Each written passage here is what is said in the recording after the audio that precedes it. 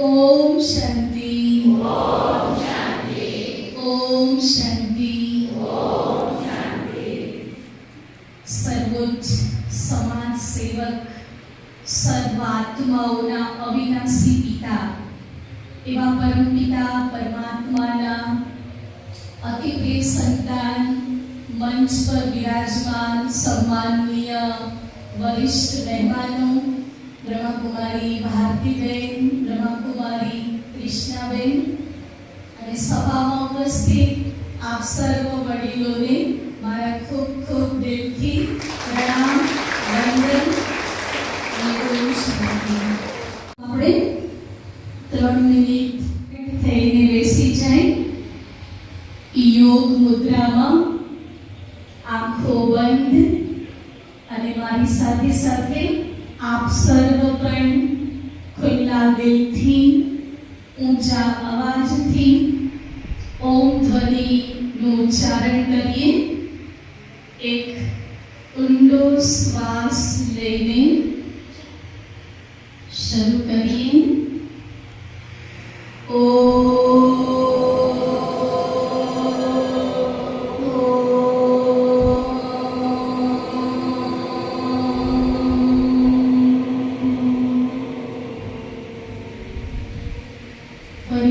श्वास भरो।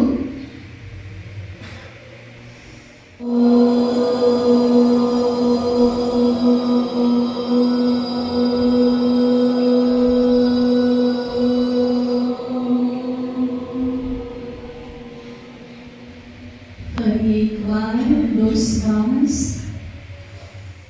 एज मौननी अवस्थाમાં आंखों बंद स्वयंना मनना विचारोने बाह्य जगतनी हलचलथी परे लई जઈએ।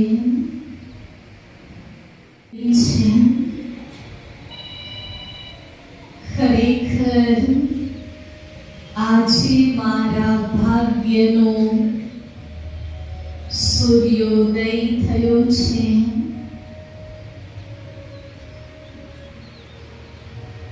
મારું એ સદભાગ્ય છે કે આજે હું પ્રભુના દ્વાર પર જ્ઞાન રત્નોથી स्वयं ने भरपूर करीश। स्वयं भगवाने आ सुंदर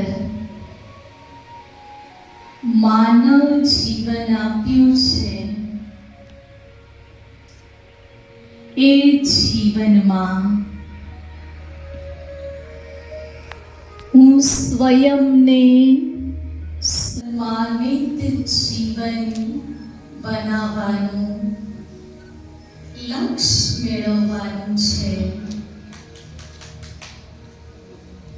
આવો શુભ સંકલ્પ સ્વયંને આપો। ધીરે ધીરે બધા આંખો ખોલે, બંને હાથ હથેળીને ઘસી એ ઊર્જા સકારાત્મક શક્તિનો પ્રવાહ મસ્તકમાં આપો અને સકારાત્મક ઊર્જા સમાઈ રહી છે એની દિવ્ય અનુભૂતિ કરો। ખૂબ સુંદર સુહાવની ઘડી, સુહાવની પળ એ આપણને સૌને મળી છે। આજે આપણે કોઈ પ્રવચન સાંભળવા માટે ભેગા નથી થયા, પણ આજે આપણે આપણા દિલની વાતોને આપસમાં એકાબીજાને શેર કરવા માટે, એકાબીજાને સંભળાવવા માટે ભેગા થયા છીએ। તો તૈયાર છો બધા? જે તૈયાર છે જરા હાથ ઊંચો કરીને જવાબ આપશે। ઘરે છો? બહેનો પણ અહીંયા છે? હા, કોઈને ઘર યાદ નથી આવતું ને? આપણે 2 કલાક માટે આ સ્થાન પર પૂરી હાજરી આપવાની છે, કારણ કે આજનો જે કાર્યક્રમ છે એ ખૂબ સુંદર, દિવ્ય, અલૌકિક, અનોખો અને પ્રેરણાદાયી કાર્યક્રમ છે. તમે બધા ઘણા બધા કાર્યક્રમમાં તો જતા જ હશો, ચાહે વ્યવહારિક હોય, સામાજિક હોય કે કોઈ પણ હોય, પરંતુ આજે આપ જે અનોખા કાર્યક્રમમાં આવ્યા છો તો આ એક સાધારણ કાર્યક્રમ નથી, પરંતુ આ આપણી સંસ્કૃતિ, આપણા સંસ્કાર અને કૃતજ્ઞતાને વ્યક્ત કરવા માટેનો એક ખૂબ સુંદર ઉત્સવ છે. આજે આપણે એક પવિત્ર અને ભાવનાત્મક અવસરમાં ભેગા થયા છીએ અને આજે અમને પણ એટલી ખુશી થાય છે, ગર્વ થાય છે કે આપ સર્વ વડીલોની આટલી મોટી સભાની વચ્ચે અમને પણ બે શબ્દ બોલવાનો મોકો મળ્યો છે.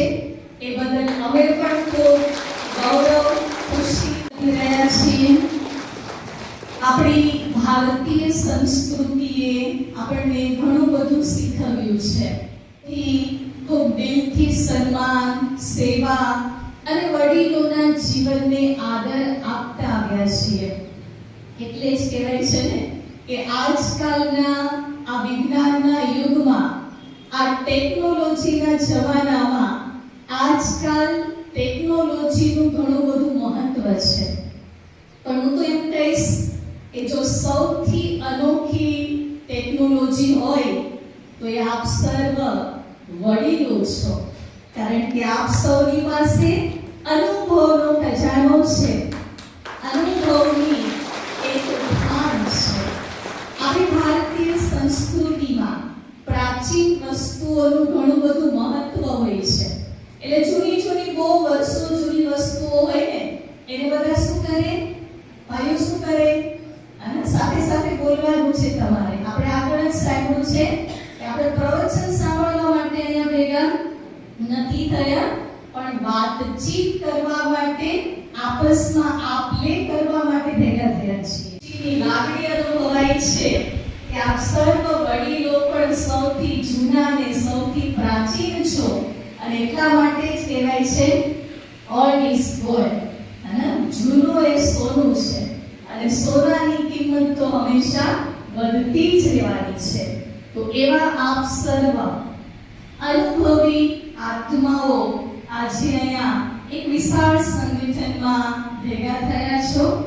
અને વડીલ માટે કહેવાય છે કે વડીલ એટલે વડનું વૃક્ષ. જે વડનું વૃક્ષ આપણને છાંયો આપે છે, એ વડીલ એ પણ સમગ્ર પરિવાર માટે, સમાજ માટે એક છત્ર છાયા છે. કહેવાય છે કે વડીલ અર્થાત એક શ્રેષ્ઠ સમાજનું નિર્માણ કરવા માટે આપણા સર્વ યુવા પેઢીઓ માટે એક આદર્શ ધરોહર છે કે જે વડીલો પાસેથી આપણને ઘણા બધા અમૂલ્ય ખજાના પ્રાપ્ત થાય છે, કે આપણને ઘણું બધું જ્ઞાન પ્રાપ્ત થાય છે. આપ એ વડીલો છો કે આપની પાસે પણ અનુભવ, જ્ઞાન અને આશીર્વાદનો ખૂબ જ મોટો ખજાનો છે. વડીલ અર્થાત જીવનના પ્રત્યેક વળાંકમાં આપણને સાચો પ્રકાશ આપનારા એક ચૈતન્ય દીપક. તો એવા આપ સર્વ વડીલો છો. તો એક આપણે એક્ટિવિટી કરીએ, બધાનો હાથ આગળ કરો, બધા જમણો હાથ આગળ ઉપર લઈ જાઓ. તે વડીલોનું આપણા ભારત દેશમાં ખૂબ સરસ આપ વાંચી રહ્યા છો સંગમ. તો એ સંગમ શેનો કાર્યક્રમ છે? આપણા જે વડીલો છે, જે વરિષ્ઠ નાગરિકો છે, એમના માટે સન્માનનો, દિલથી સન્માનના ભાવને વ્યક્ત કરવાનો કાર્યક્રમ છે. પણ આ કાર્યક્રમને સંગમ નામ શા માટે આપ્યું છે? તો સંગમ એટલે આપ્યું છે કે પહેલી વાત એ છે કે આજકાલના વિજ્ઞાનના યુગમાં મોબાઈલ અને એઆઈના જમાનામાં આજે લોકો સાધનોને એટલા બધા વસીભૂત થઈ ગયા છે કે આપસમાં પરિવારની અંદર એકાબીજાની સાથે વાત કરવાનો, એકાબીજાની વાત સાંભળવાનો કે કોઈ પણ પોતાની લાગણીને વ્યક્ત કરવાનો કોઈને સમય નથી. બધા સાધનોમાં જ પોતાના સમય શક્તિને ખર્ચ કરે છે. અને એટલા માટે આજે દિવસે ને દિવસે જનરેશન ગેપ વધતો જાય છે. ત્યારે 3 પેઢીનો જે આ અંતર છે એને કાપીએ અને એ પરિવારની અંદર એકાબીજા માટે લાગણી આવે, એકાબીજાની ભાવનાને સમજે, એકાબીજાના દિલની વાતોને સાંભળે, એના માટે આ સંગમ કાર્યક્રમનું આયોજન કરવામાં આવ્યું છે. બીજું લક્ષ્ય એ છે કે સંગમ એટલા માટે છે કે ખાસ કરીને જે આપણા ભારત દેશની અંદર વરિષ્ઠ નાગરિકો છે, 60 વર્ષની ઉંમરના, જેને વડીલ કહેવાય છે, વૃદ્ધો કહેવાય છે, વરિષ્ઠ નાગરિક કહેવાય છે. તો વરિષ્ઠ નાગરિકના જીવનમાં 4 પ્રકારના સ્વાસ્થ્યનો સંગમ થાય અને એ છે જેને આપણે કહીએ છીએ હોલિસ્ટિક હેલ્થ. અને 4 પ્રકારનું સ્વાસ્થ્ય: શારીરિક, માનસિક, સામાજિક અથવા ભાવનાત્મક, અને ચોથું છે આધ્યાત્મિક. આ 4 પ્રકારના સ્વાસ્થ્યનો સંગમ થાય અને એ સંગમથી આપણા દેશના વડીલો વધુ ને વધુ ગૌરવાન્વિત બને, એ ગૌરવ પ્રાપ્ત કરે, સન્માન પ્રાપ્ત કરે, એવા લક્ષ્યથી આ કાર્યક્રમનું આયોજન કરવામાં આવ્યું છે. એક સરસ મજાની આપણે વાત સાંભળી અને આગળ વધીએ. એક સત્ય વાત છે, સત્ય ઘટના છે અને એ વાત વિદેશની છે કે વિદેશની અંદર એક પતિ અને પત્ની રહેતા હતા અને વરિષ્ઠ હતા. ભાઈની ઉંમર 75 વર્ષની હતી અને એના જે પત્ની હતા એ પણ એનાથી 2 વર્ષ જ ખાલી નાના હતા. તો એ વિદેશમાં રહેતા હતા અને અચાનક એ જે ભાઈ હતા એમને ફેફસાનું કેન્સર થયું અને ડૉક્ટરને બતાવવા ગયા. અને જ્યારે ખબર પડે કે કેન્સર છે ત્યારે આપણને 2 સવાલ પેદા થાય. કયા 2 સવાલ?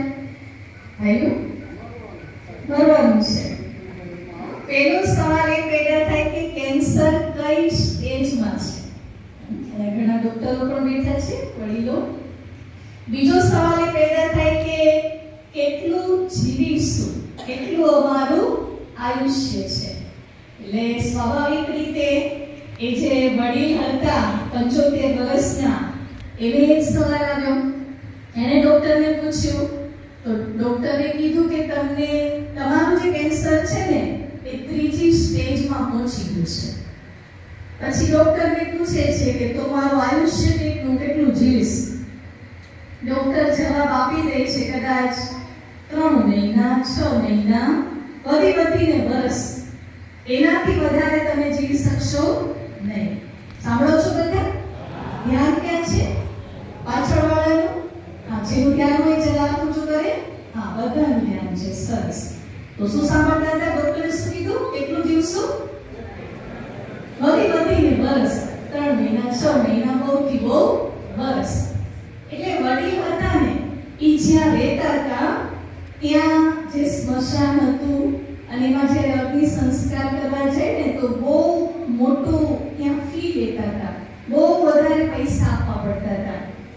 એટલે વડીલને થયું કે ભાઈ આવી મારે તો જવાનું જ છે અને આટલા બધા ખોટા પૈસા એમનેમ આ સ્મશાનમાં ફી ભરવાના આપી દેવા, એના કરતાં હું મારા ગામડે જતો રહું, ત્યાં મારા અગ્નિ સંસ્કાર એમનેમ તો થઈ જાય, હવે મારે વધારે જીવવાનું તો છે જ નહીં.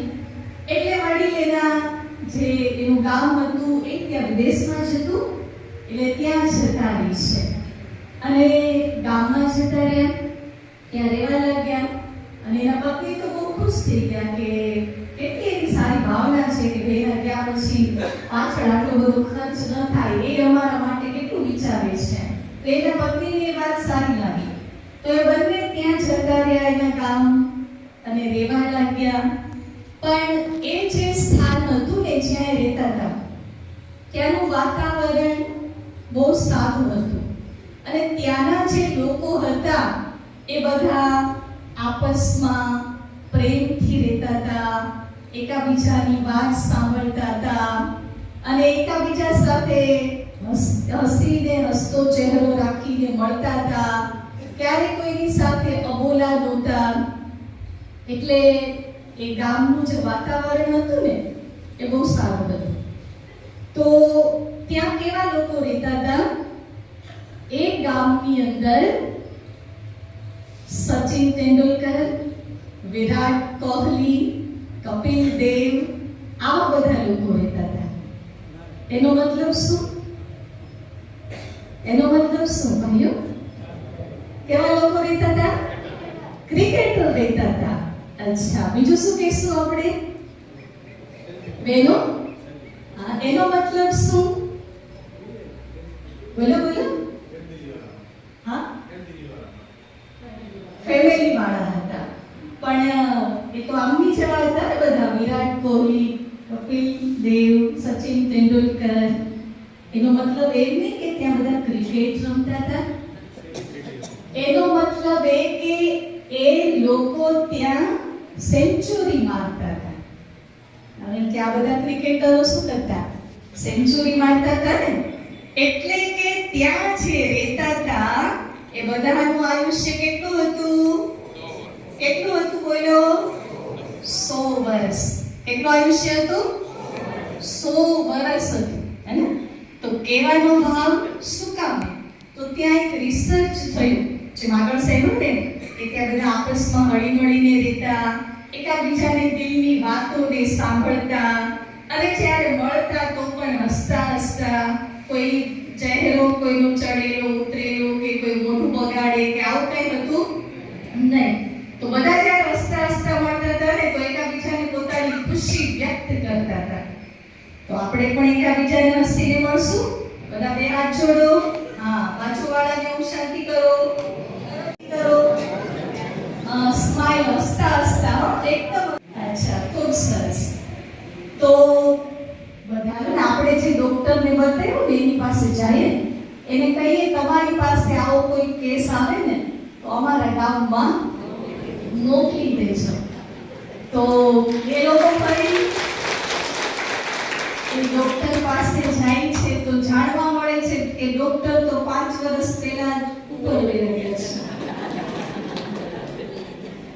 અને પછી સેના આધારે જીવ્યા. સેના આધારે જીવ્યા. એને સાચી ખુશી મળી. પોતાની દિલની ભાવનાને વ્યક્ત કરી શકતા હતા.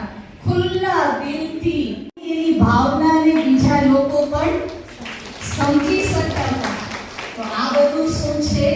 શારીરિક, માનસિક, સામાજિક બધા જ પ્રકારનું સ્વાસ્થ્ય જ્યારે વડીલોને મળે છે ને ત્યારે વડીલોની ઘણી બધી ચિંતા, બીમારીઓ, તકલીફ એ બધું દૂર થઈ જાય છે.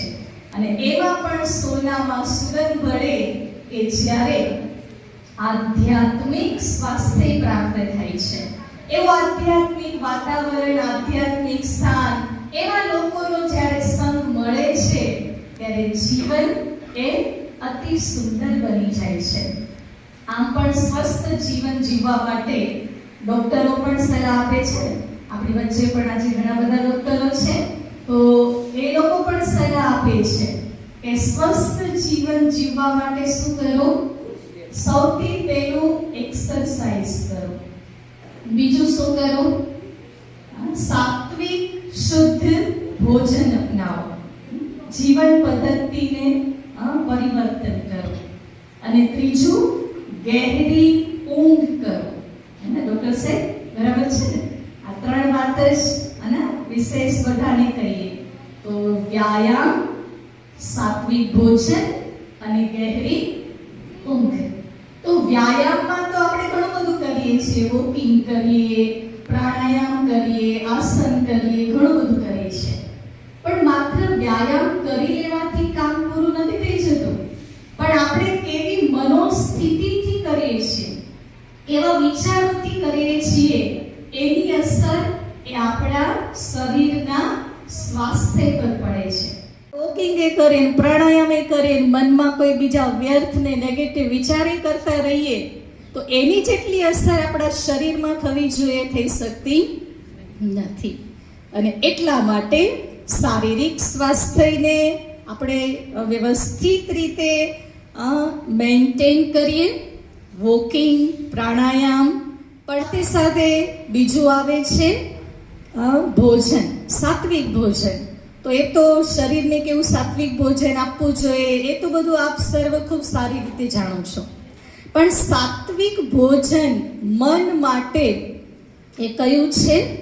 તો પહેલી વાત તો એ છે કે તમારા ઘરની અંદર ઘણા બધા નાના બાળકો પણ હશે, હે ને? કોના ઘરે છે નાના બાળકો?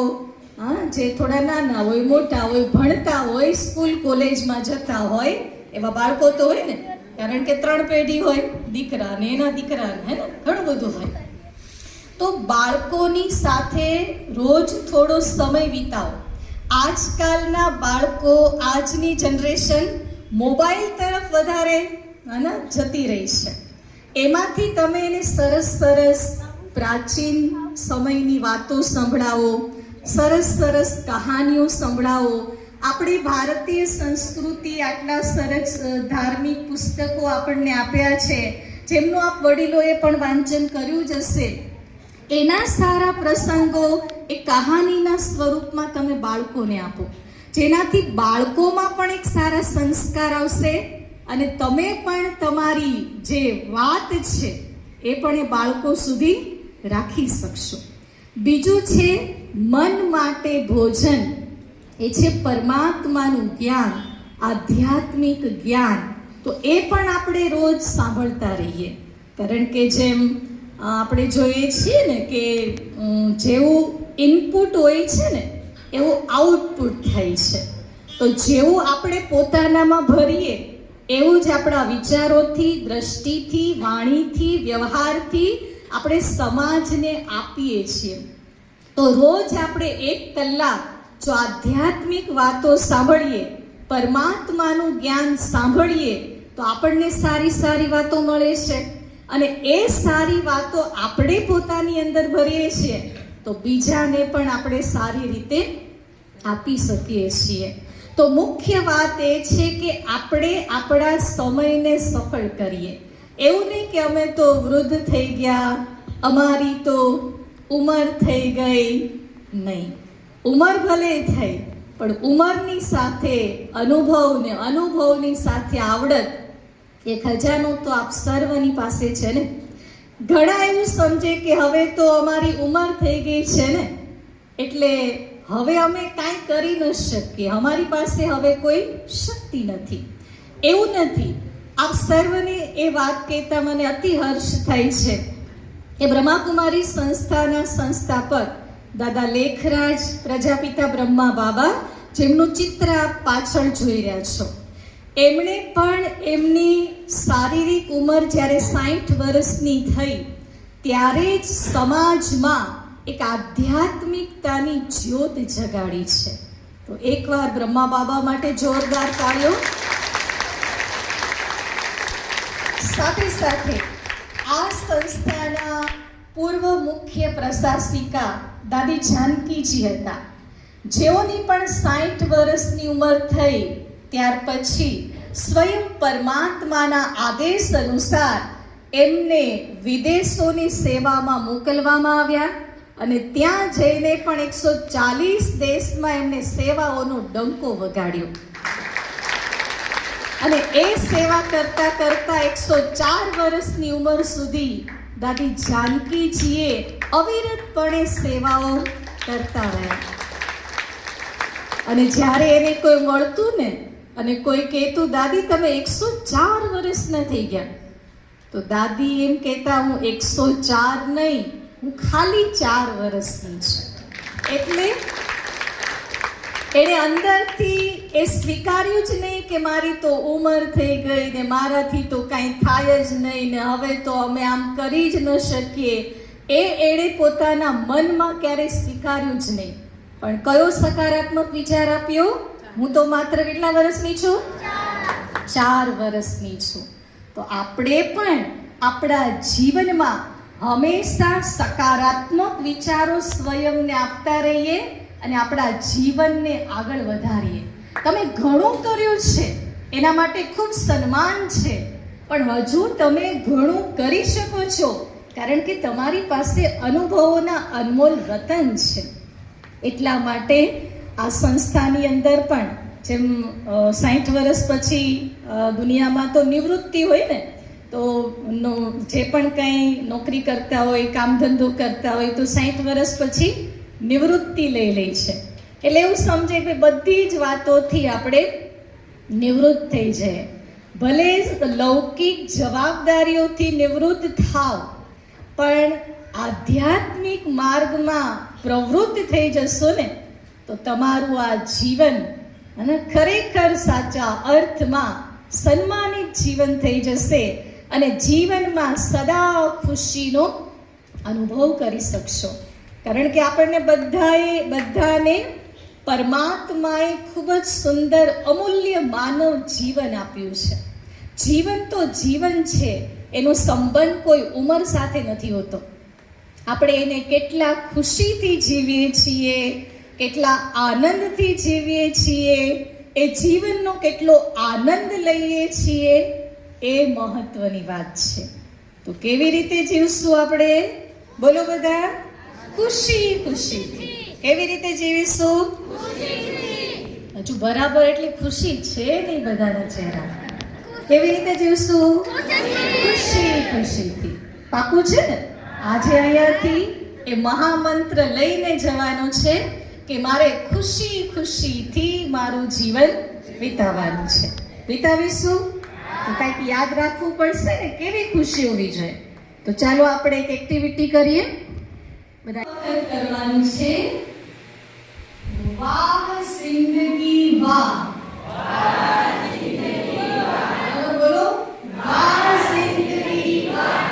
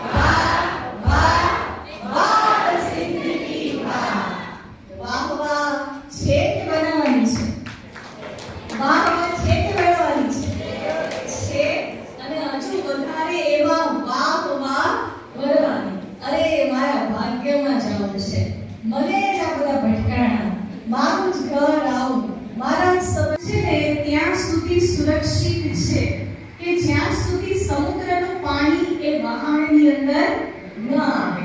પણ એક સમુદ્ર એ વહાણમાં નાનું કાણું પડી જાય અને સમુદ્રનું પાણી આવવા લાગે તો શું થાય? ડૂબી જાય. એમ આપણે પણ સંસારના સાગરમાં રહીએ છીએ. અનેક વાત, સમસ્યા, પરિસ્થિતિ આ બધી લહેરો છે, પણ એને આપણે જો આપણી અંદર ભરી લઈશું ને, તો આપણું આ વહાણ એ સંસાર સાગરમાં તરી નહીં શકે. આપણે તારું છે કે ડૂબાડવું છે? તારું છે. તો સંસારની વાતો, સમસ્યા, પરિસ્થિતિ એને આપણે આપણી અંદર સ્થાન ક્યારેય ના આપીએ. બધા સુખી રહે, બધા સ્વસ્થ રહે, બધા ખુશ રહે, બધાની ઈચ્છાઓ પૂર્ણ થાય. તો શું કરતા રહીશું? બધાને દિલથી દુઆ. એમને કે જોઈ લઈએ કેમ કરે છે. અમે તો અમારા જમાનામાં આમ કરતા હતા અને આજકાલની બહુ શું કરે છે માતાઓ બહેનો આવું બધું ચાલતું હોય ને તો આપણે ખુશ થઈએ કાંઈ વાંધો નહીં બહુ સારું કરે છે એનો જમાનો તમારો જમાનો કંઈક બીજો હતો એટલે તમને એ બધું મળ્યું અત્યારે એક ભાગ્ય લઈને આવ્યા છે તો તમે પેલા બહુ મહેનત કરતા હતા હાથે બધું કરતા હતા જેટલું જરૂરી હોય ને એટલું જ બોલીએ જ્યાં આપણી સલાહની જરૂર છે આપણને કહેવામાં આવે છે ત્યાં જ આપણે આપણા શબ્દને વાપરીએ કારણ કે આપણો શબ્દ અનમોલ મોતી છે રતન છે ગમે તે બોલ કરશો ને એની વેલ્યુ પથ્થર સાથે થઈ જશે એટલે આપણે બધું પરિવારની અંદર સમાજમાં જે પણ કંઈ થઈ રહ્યું છે તો એને તમે સાક્ષી બનીને છો અને હું તો વાત બધા મારા છે અને બધા સારા છે શું યાદ રાખશો બે હાથ ફેલાવો બધા મારા છે અને બધા સારા છે મારા વસ્તુ કરીએ કરો મારી બધા મારા છે ભાઈઓ બે હાથે મારે તો આ માઈક છે બે હાથે કરો ખુલ્લા આજે ખુલવાનું છે ખુલ્લા દિલથી મારા છે અને બધા સારા છે તો ખાલી અહીંયા જ નહીં પણ રોજ ઘરે પણ આ આપણે યાદ રાખવાનું છે નો દરિયો બની જાઓ બધાને આશીર્વાદ આપતા રહ્યો બીજી શિક્ષા એક ચૂપ સો સુખ વાનપ્રસ્થી છે એટલે જરૂર પૂરતી જ વાણીનો ઉપયોગ કરીએ બહુ બોલ કરીને આપણે હીરાને પથ્થર બનાવીએ નહીં અને ત્રીજી શિક્ષા બધા મારા છે અને બધા સારા છે તો આ રીતે આજના આ સુમંગલ દિવસે રવિવારના અતિ સુંદર અને પાવન દિવસે આ પવિત્ર પ્રાંગણમાં આપ સર્વ વડીલોને દિલથી સન્માન આપવા માટે બ્રહ્મકુમારી સંસ્થા દ્વારા આમંત્રિત કરવામાં આવ્યા છે ત્યારે અહીંયા આપનું સ્થૂળ સન્માન તો થશે પણ એની સાથે સાથે અમે આપના આ જીવનના અનમોલ ક્ષણ આપના જીવનના અનુભવોની સાથે આવડત જે પણ છે એમને ખૂબ ખૂબ દિલથી સન્માન આપીએ છીએ વંદન કરીએ છીએ અભિનંદન કરીએ છીએ ઓમ શાંતિ